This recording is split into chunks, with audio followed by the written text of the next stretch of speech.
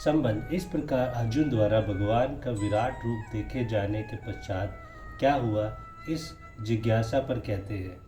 तत् स विस्मया विष्टो हष्ट रोमा धनंजय पर्णमय शिरसा देव कुंताय जलीर्पभाषत।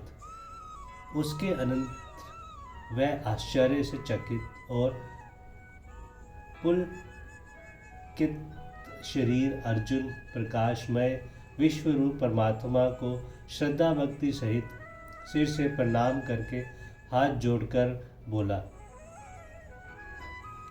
तत्पद का क्या अभिप्राय है? तत्पद तत्पश्चात का वाचक है।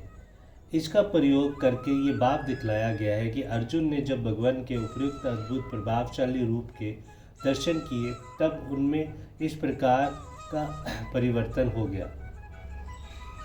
धनंजय के साथ विस्मय विष्ट और हर्ष रोमा इन दोनों विशेषण का प्रयोग का क्या अभिप्राय है? बहुत से राजाओं पर विजय प्राप्त करके अर्जुन ने धन संग्रह किया था, इसीलिए उनका एक नाम धनंजय हो गया था। यहाँ उस धनंजय पद के साथ साथ विस्मय विष्ट और हष्ट रोमा इन दोनों विशेषणों का प्रयोग करके अर्जुन के हर्ष और आश्चर्य की अधिकता दिखलाई गई है। अभिप्राय ये है कि भगवान के उस रूप को देखकर अर्जुन को इतना महान हर्ष और आश्चर्य हुआ, जिसके कारण उसी क्षण उनका समस्त शरीर पुलकित हो गया। उन्होंने इससे पूर्व भगवान को ऐसा ऐश्वर्यपूर्ण स्वरूप कभी नहीं देखा था, इसीलिए इस अलौकिक रूप को देखते ही उनके हृदय पट पर सहसा भगवान के अपरिमित प्रभाव का कुछ अंश अंकित हो गया और भगवान का कुछ प्रभाव उनकी समझ में आया। इससे उनके हर्ष और आश्चर्य की सीमा न रही। देवम पद किसका वाचक है तथा शीर्षा प्रणमय और कृताजी का क्या भाव है?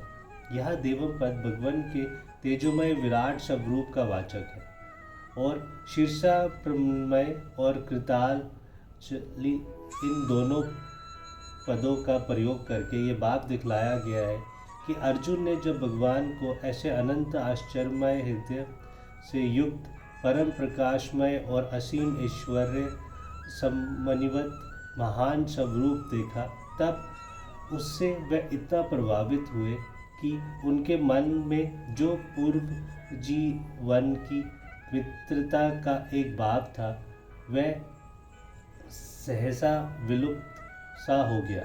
भगवान की महिमा के सामने वे अपने को अत्यंत तुच्छ समझने लगे। भगवान के प्रति उनके हृदय से अत्यंत पूज्यभाव जागृत हो गया और उस पूज्य भाव के प्रभाव ने बिजली की तरह गति उत्पन्न करके उनके मस्तक को उसी क्षण भगवान के चरणों में टिका दिया और वह हाथ जोड़कर बड़े ही विनम्र भाव से श्रद्धा भक्ति पूर्वक भगवान को स्तवन करने लगे।